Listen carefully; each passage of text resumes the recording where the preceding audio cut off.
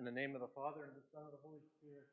O heavenly King, the Comforter, the Spirit of truth, who art everywhere and fillest all things, treasury of blessings, and giver of life, come and abide in us, and cleanse us from every impurity, and save our souls, O good one. We have two more sessions that I have planned to do, including tonight, on The Matter with Things by Ian McGilchrist. And we had a little Thanksgiving break there, and just to refresh everyone's memories, in large measure over everything that we've been doing this fall so far, we've been asking really how the world got to be the way that it is, and the distinctiveness of that world today, the world that we call a secular age in Charles Taylor, the world of modernity. And in this second volume of The Matter with Things, which is subtitled What Then is True, we start to see a lot of intersection between McGilchrist and what Taylor was doing. In fact, in the chapter that we'll be discussing tonight, the main topic of tonight, he quotes Taylor. I think it's the only place in this huge volume that he does quote Charles Taylor, but he quotes Charles Taylor there. He also quotes, interestingly, the journals of Father Alexander Schmemann, which is peculiar. Of all the Orthodox books that a completely non-Orthodox individual might be interested in reading, why would he be reading the journals of Father Alexander Schmemann? Very interesting. But he quotes from that on the issue of the night, and that is the issue of time. In some ways, I think that when we ask how the world got to be the way that it is and how it functions, and how that has influenced the way that we preference our type of knowledge, preference a type of way of relating to our environment, to our world, time and the, in some ways, tyranny of time is an extremely important topic for us to consider, because we do have a tendency to think of time in a way that has been deeply shaped by modernity, deeply shaped by a imbalanced left hemisphered approach to time. And in some ways, the question that we can start with tonight is to ask, what is time? Which is a huge question. It's a slippery question. We should note, this is a magnificent chapter on this. Lots of physics and lots of physicists involved in the chapter in The Matter with Things on time. Time is one of those things, well, I'm giving up the ghost there. Time is one of those matters that is equally interesting to physicists and philosophers. You can't say that, I think, about a lot of things, but time is definitely one of them. And physicists can't really approach time except through an awareness of philosophers, and philosophers can't really approach time without being duly aware of some of the things that physicists have at least postulated. But what we have to say up front here is that time is a notoriously slippery subject, and that no matter what any of us has read about time, if you've ever read any books on physics and you've read about what Einstein thought of time, or what Niels Bohr thought of time, or et cetera, we have to start out by saying that there's no consensus on what time is in the world. There is absolutely a lot of different ways to approach it. And in fact, one of those approaches that McGilchrist is critiquing here and saying is not accurate, because it is a reductive approach, is to say that time itself is an illusion. McGilchrist does not hold to that, neither do we. But then the question is, okay, if time is real, then what is it? And another way of asking that question is time a thing? Is time a thing? And there's an interesting discourse on this word, thing. I've already said earlier, it's very difficult to speak in the English language without using the word thing, right? What is a thing? And this is an interesting sort of philosophical approach into this whole topic. Um, and he quotes at length here from Rabbi Abraham Heschel's book, The Sabbath, which is a sort of classic meditation on Sabbath rest and Judaism as a religion of time. But I want to read from this quote because I think it's very helpful. Um, and it leads us to consider what a thing is. By the way, too, the title of this book in its 2 volumes is The Matter with Things, right? In this section, we finally get to an articulation of a different way of saying the matter with things, and that is, what's the matter with things? What's the matter with things? Is there something wrong with our approach to the world as a collection of objective points or data that we call things? So listen to Abraham Heschel here. We are all infatuated with the splendor of space, with the grandeur of things of space. Thing is a category that lies heavy on our minds, tyrannizing all our thoughts. Reality to us is thinghood. An odd word in English, right? Reality to us is thinghood, consisting of substances that occupy space. Even God is conceived by most of us as a thing. The result of our thinginess is our blindness to all reality that fails to identify itself as a thing, as a matter of fact. This is obvious in our understanding of time, which, being thingless and insubstantial, appears to us as if it had no reality. Everyone tracking with that? We're obsessed with things because we experience reality as things occupying space, and things are objective in space. And for the most part, the way we experience things in space is that they're just there. And they're not moving, they're not dynamic, they're not active, they're not in process, they're not changing, they're just things, and they exist there. That, by the way, is scientifically a complete illusion. A complete illusion. There's nothing, there is no thing in the world that we can point to that isn't changing right before our eyes. We just can't perceive it. This is an interesting point, but you can look at the greatest mountain. If you're climbing Mount Everest, we know that Mount Everest is rising. It's ever so slight. You cannot perceive the rising of Mount Everest, but every year the people who climb Mount Everest are about a few centimeters higher than the people who climbed it last year. Anything that we want to, we could put a time-lapse camera on and take photos of it over a long period of time and then collapse space by speeding up the playing of those photos, and we could see how much things change, right? We don't see the oxidization of the paint color of our cars. We don't perceive that. But if we took a picture of our car door every single day for 10 years and then played that as a video, we would see that our car was changing right before our eyes. Change is largely a measure of time and time scale and duration. And when we stretch time or collapse time, it very much changes our perception of what is happening around us and whether the world itself is moving. Everything in the world is moving. We are moving. I don't remember the numbers of how physicists describe the way that our solar system or our galaxy is hurling through the universe.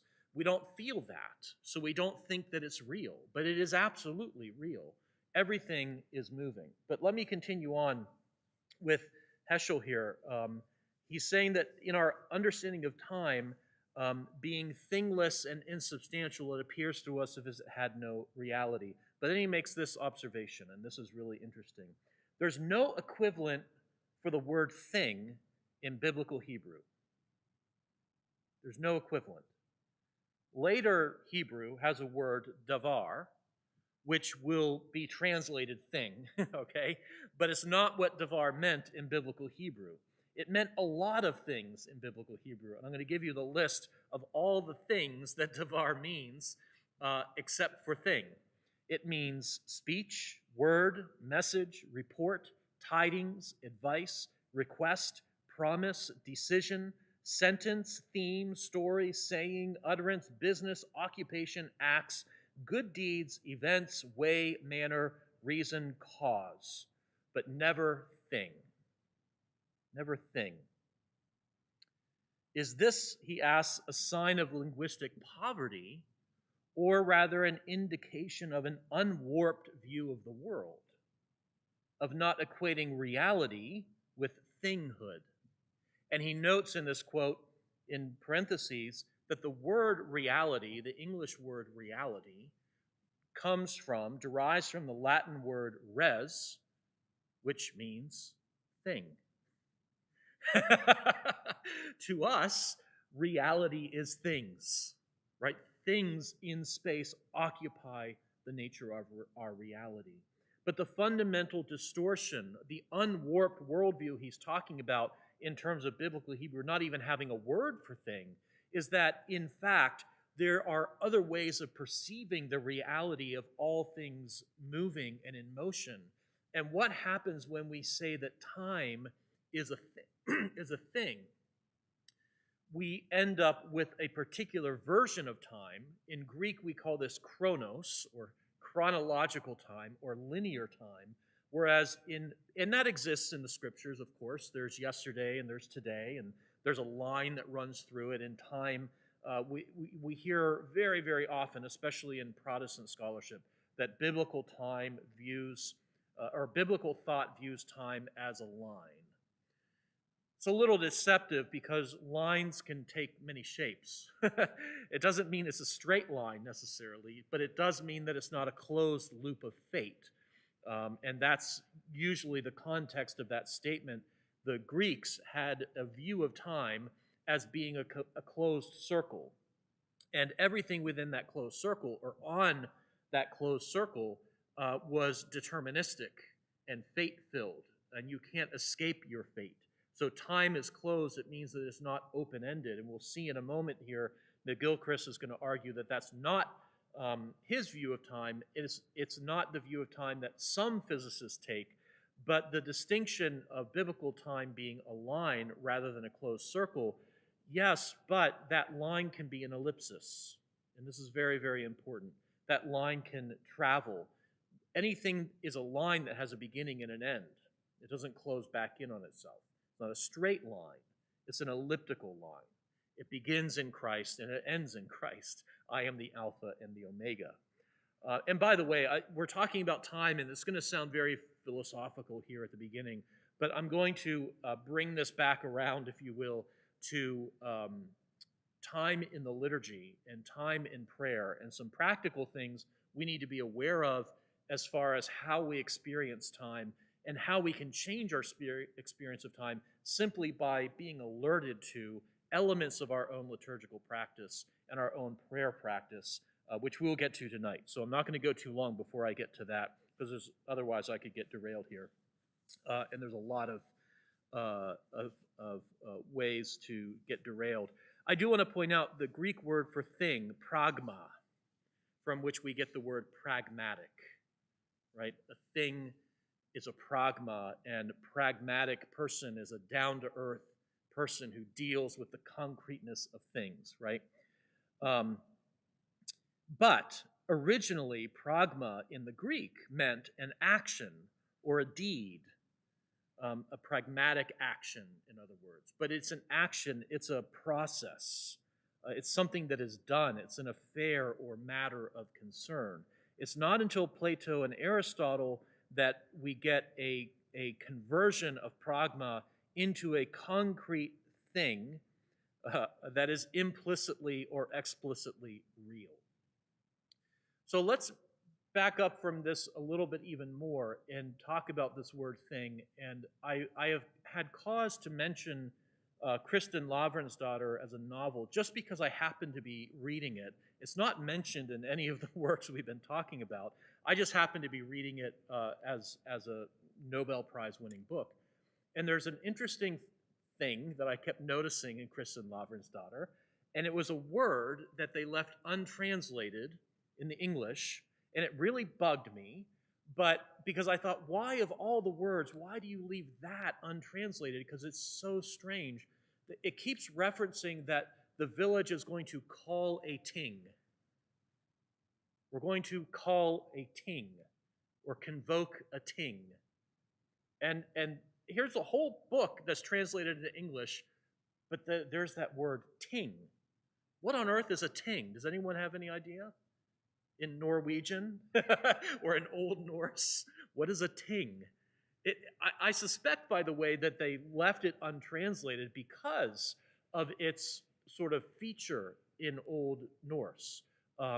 Its obvious relationship to the word thing is simply that it doesn't have an H, right? It is, in fact, the origin of the English word thing. And in fact, there are many languages in which it's far easier for people to say words like thing as ting, because the origin does it that way. Same thing with something like thanks, right? Thank comes from danke or danke, right? It doesn't come from thanke in German. And these languages, English, Norse, and German, are all interrelated. Ting, no ideas? No one wants to guess? A ting is an assembly of usually men, the rulers of a town or the nobility, that would be called together, and they would discuss an important matter and then make a decision about that.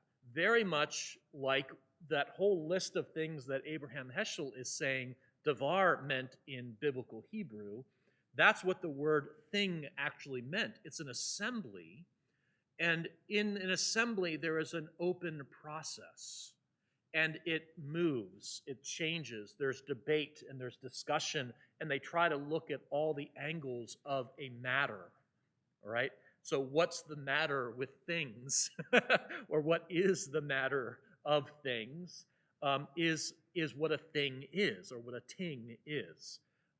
So that's my own sort of like, oh, yes, I had to look that up, and boy, this is what he's talking about here. Very interesting, at least it is to me. But let me just state then, and I'm pulling this just because this is a long, complicated chapter, and I want to get to things that are more directly immediate to ourselves. A few words about what McGilchrist thinks time is, and then how we can understand that in our own process. He suggests that time, or that we should prefer a view that time is real compared to one in which we view time as an illusion. We know time is relative, of course, and that's Einstein's contribution to this discussion, and that's a testable reality. Does everyone see Interstellar? Time dilation in Interstellar? No? Nobody here has seen Interstellar? Okay. Wonderful, wonderful movie. Well, I won't get sidetracked. Great movie that you should see. But it shows the existential impact of time dilation, of what would happen if you had to land on a planet where 1 hour on that planet, because of the gravitational warp of the space-time field in that section of the galaxy, was so strong that 1 hour on that planet was equivalent of 7 years on Earth. And so you go onto that planet and you only spend a couple hours there, and it only feels like a couple hours there, but everyone on Earth has aged 14 years in the time of space that you experienced 2 hours. I mean, it's one thing to think about that, it's another thing to dramatize it, and I think they dramatize it very, very powerfully in that film. Not everybody agrees with that statement, by the way, but I thought it was brilliant.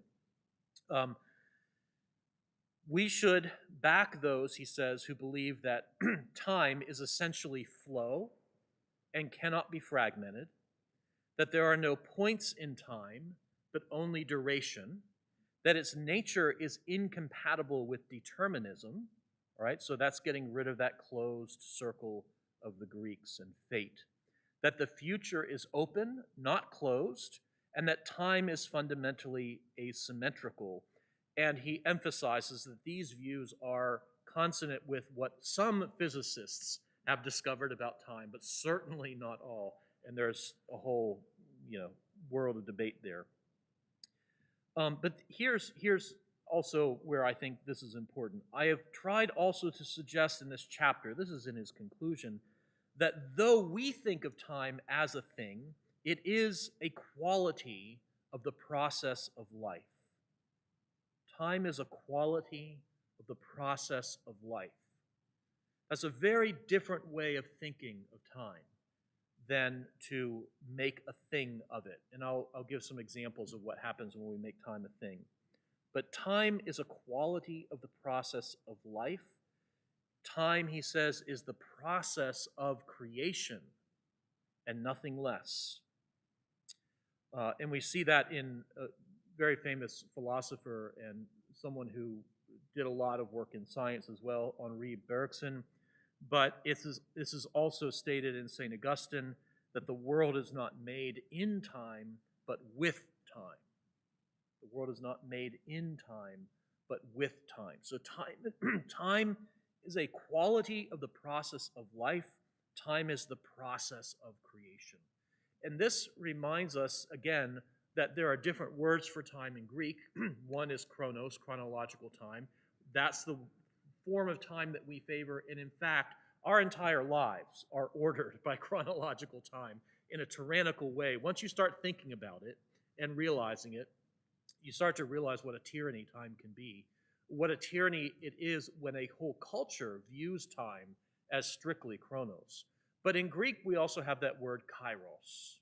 And kairos is more a view of time as this creative process, as this becoming, which is specifically associated for us liturgically, biblically.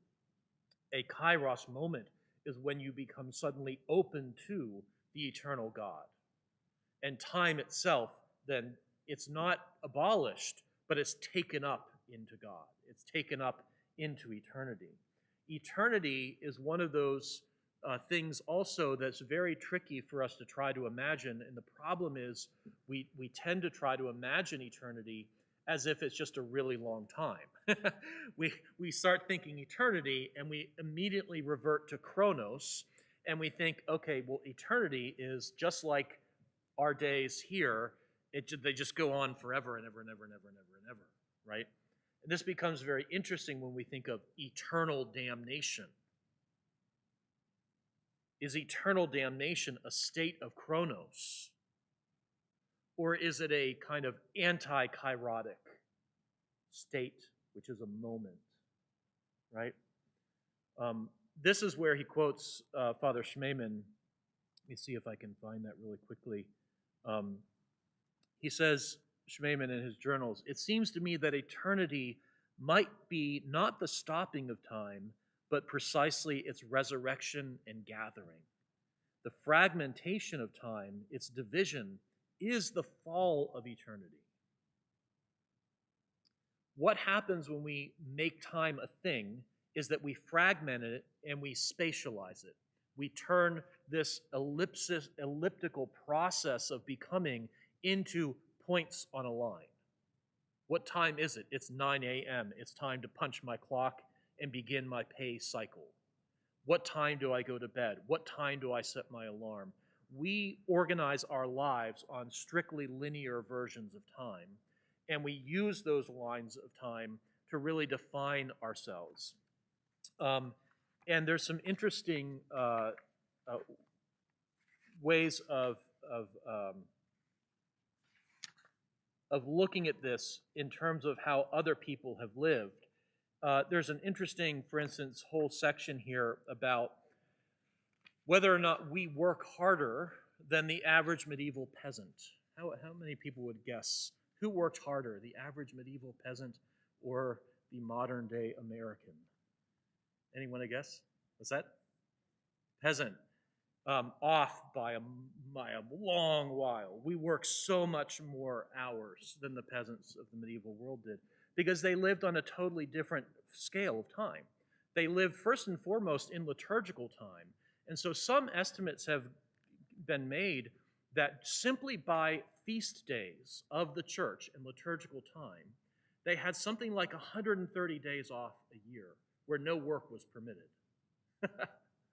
um, in fact, there's a discussion in this chapter that farming in general didn't really start to become the kind of back-breaking, brutal work that we consider it to be in our imagination, unless you've done it and you know. It didn't really get to be that way until about the 1800s. But before that time, subsistence farming was qualified by a different relationship of time and the day. And he tells a story, for instance, of a family where a man at the age of 40 left to go to Greece and to farm. Or no, actually, I think it's in Wales, to farm. And he goes out to visit him and thinks, oh, it's like 30 acres, and they had goats and chickens and ducks and some, a large vegetable garden. And he thought, oh, I'll go and enjoy, see what this is like, thinking that it would be backbreaking work. And he found out that they worked hard for about 3 hours in the morning, and then they had the rest of the day to read and take walks and have discussions. And he said, well, is this your typical day, having a farm like this where you grow all your own food? And he said, yeah, we have a really busy week in the fall and a really busy week in the spring, right? Planting and harvest. Yes, that's backbreaking. You're working on into the night. But most of the year, not that way. It depends on what you're trying to grow, and it depends on what you're trying to do with it. When capitalism was applied to agriculture, it became brutal because you had to grow more than you were going to use so that you could sell it for a profit. But for most of history, and certainly throughout the medieval period, we can say that most agrarian farmers, they grew and provided what they needed, and then they stopped. And so many commentators have noted the laziness of the medieval peasant, that in fact they had far more leisure than we do. And this brings up too, I've mentioned this many times, but this, I think that the Trojan horse of technology for us, we're constantly being told that improvements and progress in technology will give us more leisure, but it doesn't. It robs us of the very basis of leisure, right? Now, especially when you spend your downtime with your nose in your phone, you're actually doing the opposite of leisure, the opposite of living. You're transferring all your attention into a represented world, and you're not alive to the world around you, a world of process and motion and flow and interconnectedness that would have been totally natural to other generations. That's part of what we have to do in our own lives, is to try to make sense of that. But I wanted to also point out that time is very much an issue in our experience of modernity. And let me just read a couple things that he says about this that I think is effective. A misunderstanding of time lies at the heart of modern culture, he says, affecting what it means to be a living being, and it is to do with what he calls the reification of time. Now, I had to look up this word. Oftentimes I'll read the word reification and assume I know what it means, but reification means when you take something immaterial or abstract and you try to make it concrete. So what he's talking about is time is this process of the quality of the process of life. It's not this thing we can grasp. It's not this thing that we can pinpoint. The whole point about our relationship of time is that when we try to define time and have it as a commodity, it ends up warping our view of reality and our view of even the passage, the duration of our moment in space, okay? And so reification of time is a conceptualizing of time. Conceptualizing time immediately puts one on the outside of the experience rather than being within it, the standpoint alone from which it can be understood. As a result, time is spatialized in our intellect and inevitably immobilized, and it becomes a thing. This is the whole point, all right? It becomes a thing. By the very act of conceiving it, we place time itself already outside time.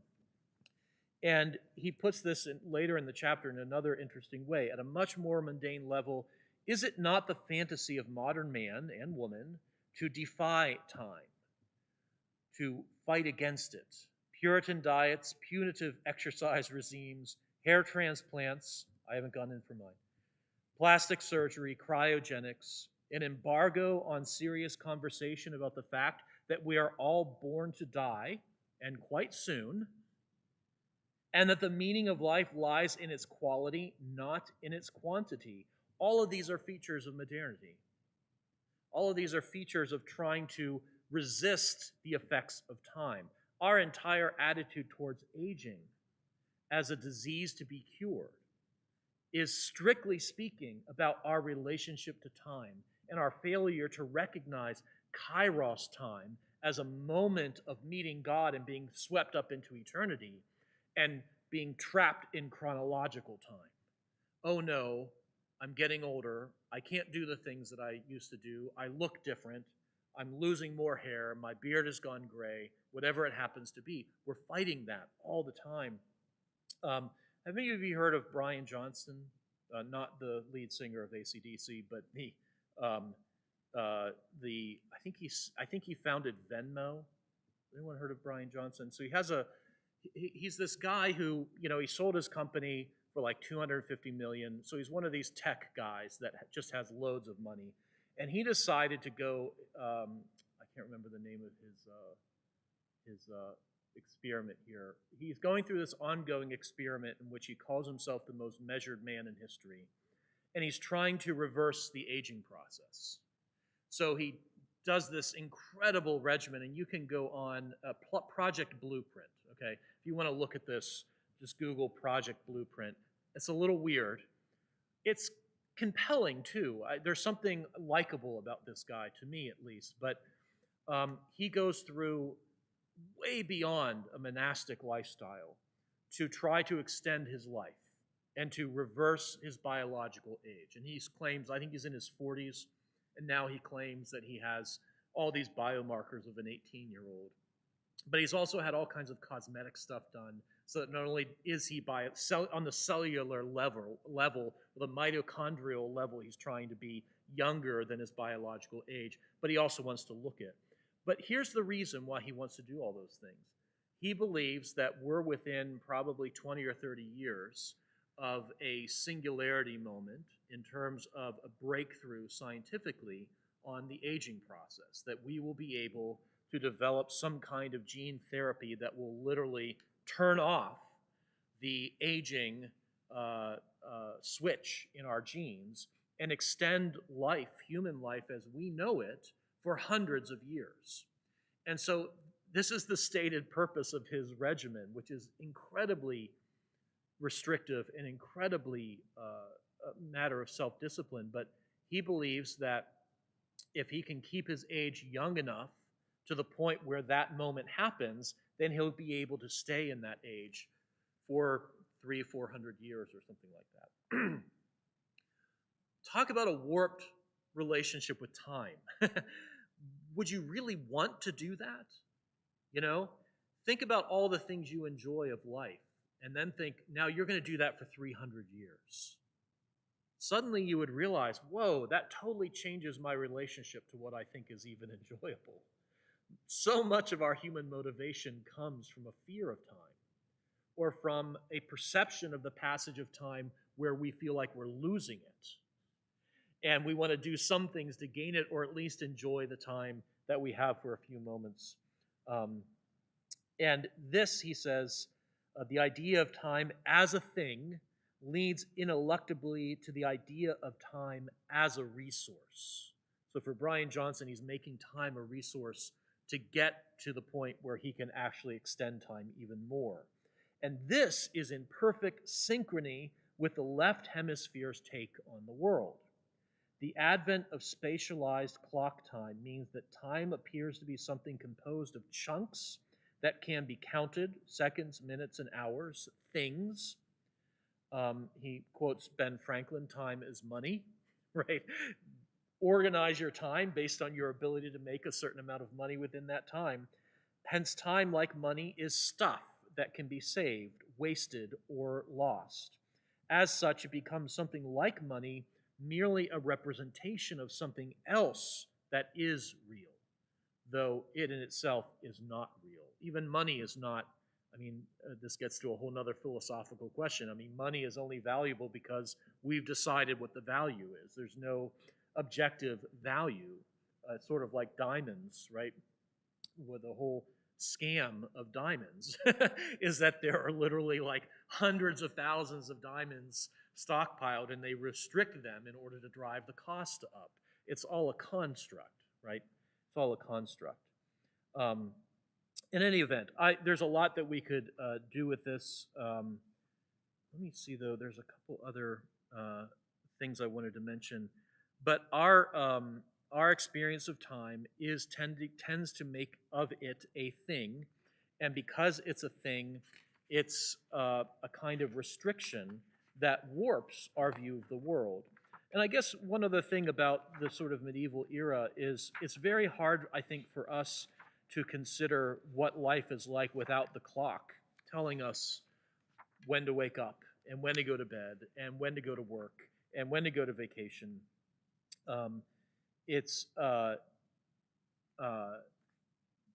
for us to imagine that the only indicator of the passage of time in your world would be the ringing of church bells. Think about that. You don't need to have a time for the start of matins. It's when the sun rises. You don't need to have a time for the start of vespers. It's when the sun goes down. The whole liturgical life is a way of entering into eternity within time, in which time itself is taken up. And that's part of that quote from Father Alexander, that time is resurrected, that time is completed in the chalice, and that we're left with an experience of eternity where we can't define how it is that God is eternal. And we can't define how it is that we will be eternal in Christ, but we can encounter the process of eternity. And if we could just take a few moments here, and then we'll finish up for the night, to think about this in practical terms. And the first one I want to talk about is a bit of a paradox. Last year we did a whole session on the Jesus Prayer and saying the Jesus Prayer. And I don't remember if we talked about this, and I might have mentioned it and said, "Don't worry about it, don't do that." And I've changed my mind about something in particular, because I think that our relationship with time requires this. The prayer rope is an interesting tool. When it's handed to monks, they're told that this is a weapon, this is a sword. But you notice that a prayer rope is in a circle, and it has a certain number of knots, and so oftentimes we measure the saying of the Jesus Prayer by doing a certain number of knots or certain rounds of prayer rope. And I think, I have a hypothesis that one of the things that makes saying the Jesus Prayer really hard for us as contemporary people is precisely our relationship to time. That there's something amorphous to us about saying, okay, I'm going to do, this is a 150, so I'm going to do 3 of these. Once I start it, the strange thing is if I put all my attention on the name of Christ, the name of God, I begin not to feel time.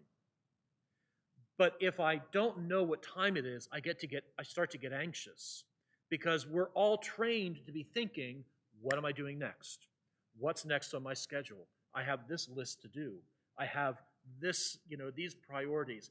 We not only organize our lives by time and by a flattened linear approach to time as a thing, but we really define ourselves by what we do in time on a linear basis, right? We define ourselves.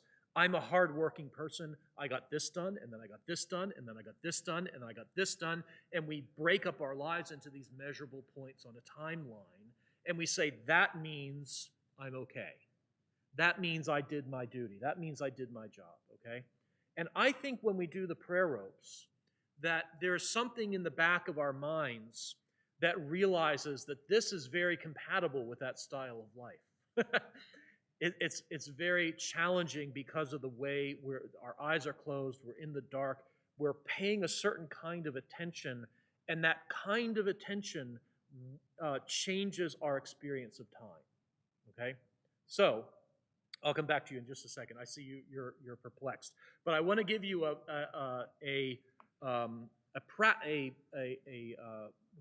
exercise, something to try. And this is, I didn't come up with this. I heard another priest talk about this, and I've done it myself, and I think, oh boy, that makes a big difference somehow.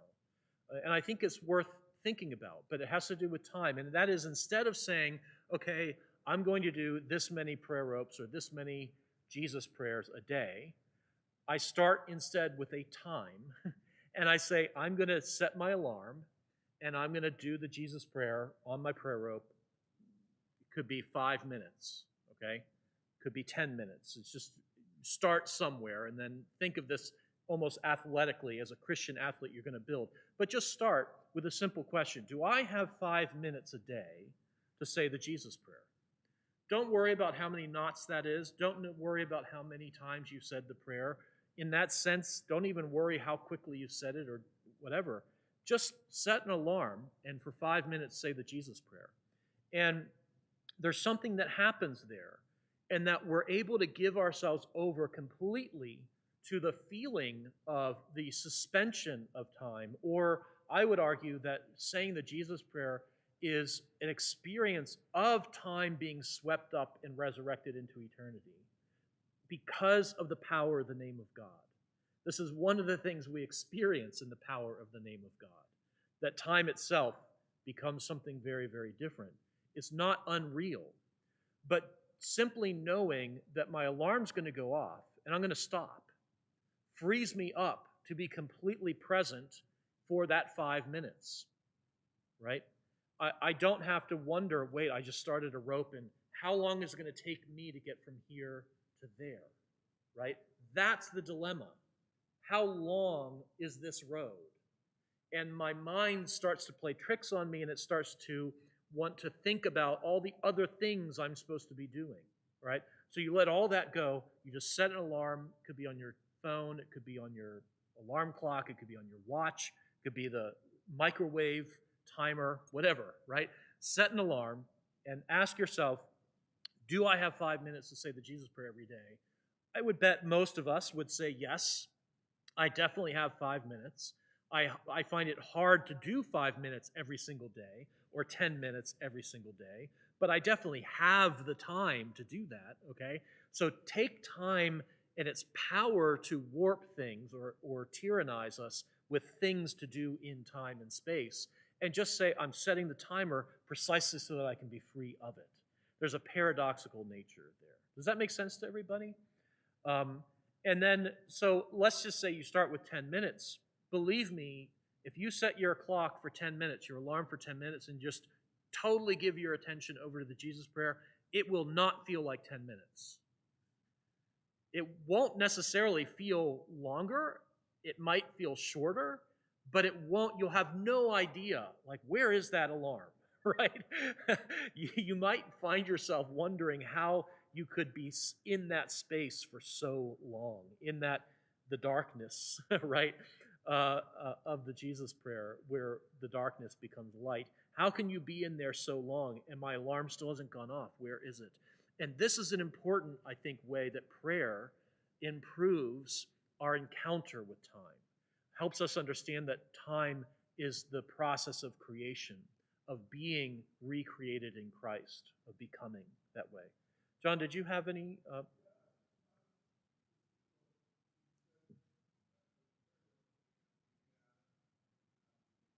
Yeah.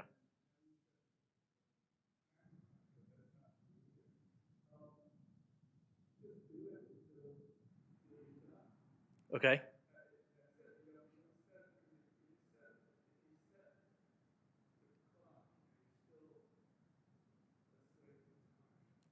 Well, potentially, yeah. I mean, I think that Right. Realize, though, that this itself is a kind of clock.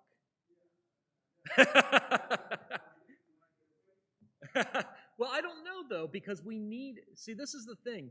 We need Chronos. Chronos isn't, I'm not trying to argue, and McGilchrist isn't trying to argue that Chronos shouldn't be part of our lives. We do need a linear quality to time, and we need at times to think of time as a thing, but we also need to be aware of this bigger picture. All right, and that's part of this whole idea of how our brains work. We need the whole thing, right? Our tendency in our world is to favor a left hemisphere approach to almost everything that we do. We need the left hemisphere, and that approach is immensely useful, but it becomes even more so, and we get a better view of our world if we integrate it with the master, which is the right hemisphere. Right? The emissary is the left hemisphere, the master is the right hemisphere. So these are tools. And sure, if you don't need the tool, if you have the practice down to the point where you feel like you don't need that tool, absolutely, that's fine. But for many people, I know that they try to do the Jesus prayer for 1 minute and their mind is spinning out of control and they just can't do it. I can't tell you how many people have told me they can't do the Jesus prayer. And a lot of it is just because their thoughts race and they just don't have any control over it. So these all become tools. And the whole point of the tools is so that we can be free to be present. And that's the gift. But I would say also that if you're going to time yourself, the goal is not to limit what you do. The goal is to empower what you do. So you can say, okay, maybe for 1 month I'll do 10 minutes a day. And like any other practice, I'm trying to get to the point where I love doing this. And I've broken through the point where instead of it's a chore, it's something I should do, right? It's, oh my goodness, I can't wait to do that. And I don't need the other motivating factors. And then I can say, okay, maybe next month I'll do 15 minutes every day, and then 20 minutes every day, and build my way up to 30, which sounds arbitrary, but Saint Ephrem of Kathanakia, one of the modern day saints from Greece, that's one of the things he mentioned. 9 o'clock every night, say the Jesus prayer for 30 minutes. That's it, right? Just do it. Do you have 30 minutes to say the Jesus prayer at 9 o'clock every night? Probably most of us do. Maybe not all of us, but most of us technically do. And so we need to trick ourselves a little bit. Okay? So yeah, I think sometimes the tools can become a hindrance at some point, but for many people they're helpful to get through the door. The other thing I want to say very briefly about time is that time in liturgy is a very interesting topic for us to consider with all of this, because when we say, and I mentioned this several weeks ago, it is time for the Lord to act, right? That's the Greek word kairos, and I did my sort of theological expansion of what that sentence actually means, which is, it is time for the Lord to complete the creation of the world in the life of the age to come, which is kind of what kairos means, right? And that's really what time as a process of becoming, time as a flow, time is something that can't be fragmented, but we experience its duration as a whole in a liveliness that can be different than the way that we experience it when we make it a thing and points on a line. The whole point is that time becomes kind of warped within the liturgy. And I've mentioned before, especially this happens, at least for me personally, in Vigil. Even if it's just our sort of modern day version of the all-night vigil, which is Vespers and Matins, usually takes 2 hours, hour 45 minutes to 2 hours. If you really did the all-night vigil, it would actually take like 7 hours, okay? And then you would start Divine Liturgy. So we cut a lot of things out of that, and that's itself an interesting question I'll come to in a second. But one of the experiences of the vigil, the way it's structured, is that it feels difficult to locate ourselves in time when we're in the middle of the vigil, particularly by the time Matin starts. Once Matin starts, again, I'll speak for myself, I have no idea where we are in time when we're in Matins. And I think that there is a reason for that, and it's that very reason that has been largely eradicated from the Western liturgical traditions. If you've ever wondered what is the difference of what I feel in the Orthodox liturgy versus going to a Roman Catholic, especially a post-Vatican II Roman Catholic liturgy, what we call the Novus Ordo, or an Anglican service, or a Lutheran, or a Presbyterian, or Baptist, or whatever, is that largely liturgical reforms in the modern era, beginning with the Protestant Reformation and then accelerating all the way through to the end of last century, was largely about applying a modernist worldview to the liturgy and eliminating those very things that give to the liturgy its elusive aspect of time, things that we have largely kept in the Orthodox Church, okay? So, for instance, and this is an area where some Orthodox jurisdictions, for instance, or bishops have decided, oh, all those little litanies in there, well, they're kind of redundant and they're kind of repetitive, so you can cut those, okay? Why do they want to cut little litanies? Well, because they seem to be redundant, they seem to be repetitive, but also because they're trying to save time, right? They're trying to respect time as a commodity of their people. They're trying to say, you know, modern day people, we don't have the same attention span. We don't need to be here for 3 hours. We need to get in and out, right? Lickety split, get a little prayer in there and get on with our day and start doing the things and get on that chronological timeline of work, which we value so heavily. So even in the Orthodox Church, this has happened. But, you know, the medieval Latin Mass, for instance, I said this before, but it functioned a lot more like our Orthodox Divine Liturgy before they began hacking away at all of these elements of liturgical practice, which have an effect of almost like gravitationally bending time and creating this sense that when you're in it, you simply feel you're already in paradise.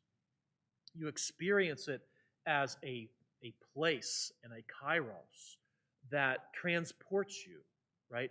That is an effect. It's an effect on your soul. It's an effect on your heart, but it's also an effect on your perception. And so much of the liturgy and the peculiar genius of the divine liturgy and the Orthodox liturgical tradition is to understand that these ellipses, these circular ways, these processions and returns, these repetitions of litanies, all tend to have this effect on us where we get caught up into eternity and we have no idea what time it is. And that's a good thing. But notice for some people, they feel, especially if you've got your watch on, we've been here an hour and a half, come on. This is unnecessary, you know? Well, why? Because time is calling us. That's it. That's the only. Why do we think that we shouldn't be in church for hours and hours? Because time is pulling on the chain, and we say, yes, Master, I will go with you, and I will be productive, and I will be pragmatic, and I will do real things, not waste my time for hours and hours in the church. But you see, the whole liturgical worldview of Orthodoxy is that the divine liturgy, the worship of God around the throne, is going on perpetually, and we are entering into it and processing from it, and entering into it and processing from it, so that it becomes a way of life for us, not an event on the clock, not an event on a linear time scale, not something that we've trimmed and cut and shaped to match our modern lifestyle of, you know, quick and get out of here and go on to do other things. Just a little bit of religion in your life. That's all you really need to be productive, okay? And that's the mindset, though, that we face. And it's a living debate within our church. Now, I'm not saying that we should arbitrarily just suddenly turn Vespers into a 3-hour affair. But it is an opportunity for us when we come here to recognize that time is different in this space than it is in work or in school or watching the television and following the program guide. That time here gets caught up into the chalice. That time here gets caught up into eternity. And this is where we realize who we really are. This is where we want to be able to say, when we're in the service, there is no place I'd rather be. And it doesn't matter if this goes on for 5 hours or is over in 5 minutes, because right now I'm in the presence of God. That's eternity. That's eternity. And that's freedom from the tyranny of chronos, the tyranny of temporal time. So, take that for what you will. If it helps you in saying the Jesus prayer, put a clock on it. And paradoxically, and that's the whole point, paradoxically, by controlling time over here, I can be in the eternity of the power of the name of God here. And it's a tool then that I can use. And it's a reminder that time is useful for us, and measuring time is useful so that we can get out of it. But also when we're in here, really check. I've had to do this myself over the course of 22 years as a priest. Really check that urge that says, why is this taking so long? Right? Why don't we just shorten all this and get it over with? Why do we have to? This is, when you are with the beloved and you are swept up in the love of the beloved, you want it to go on and on and on and on and on. And that's what liturgy is. The beloved is God, right? The beloved is Christ, and here we are his. And there's no time limit on that. Okay, well, next week, this is a big book again. Next week, we're going to finish up with McGilchrist. He has a whole chapter on the sacred, and very, very interesting things, a lot of things that we can take and use in our Orthodox life. And it's where a lot of what he's doing is called Orthodox adjacent, which I appreciate. So we'll do that, and then we'll take a break for Christmas, of course, come back with the Ethics of Beauty, which will be, hold on, because I know this stuff has been a little bit like weirdly philosophical at times. I hope we're getting a sense of why it matters, because these are discussions about the way the world is out there, but not necessarily in here. And so it's very useful for us to call out those distinctions. Okay, have a good night.